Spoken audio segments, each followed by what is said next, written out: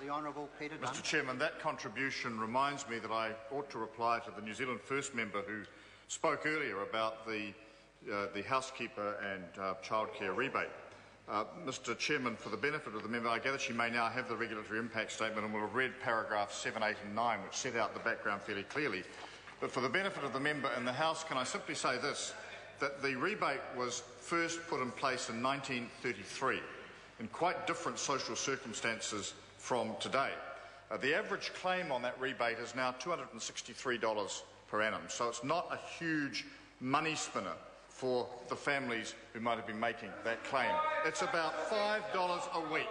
And when the member who has just resumed her seat spoke about the cost of childcare, a $5 a week subsidy to that in an environment where since 1933 a huge number of changes have been made with respect to the provision of childcare. We now have, for instance, 20 hours free. We have $1.4 billion being expended in the childcare area by the government each year.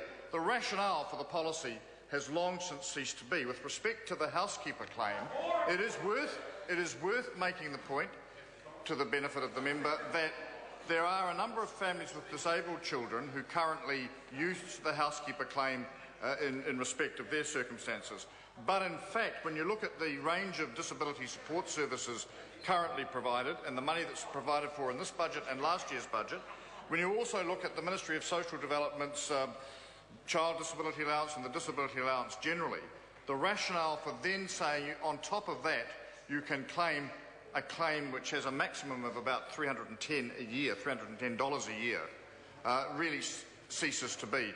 So, Mr Chairman, what this particular provision is about, like the earlier provision we've discussed regarding the child allowance and like the transitional allowance, is removing a provision that no longer serves the purpose for which it was established. We have a different way of dealing with these issues now. At the time when this particular credit was established in 1933, there was certainly nothing like comprehensive childcare. There was certainly nothing like comprehensive funding for that childcare or support for that childcare. I doubt that there was care for those with disabilities and anything like the way we have today. So the circumstances over the intervening 80-odd or just under 80 years have substantially changed. And the government's view is that a credit of this nature, which ties up a fair amount of resource, is poorly targeted, isn't even being claimed by significant numbers of the lowest income groups in the country, has outlived its usefulness, and that's why, as I say to the member, that's why we are removing it. $5 a week. I'm going to call Andrew Williams. Thank you, Mr Speaker, and I rise to take another call on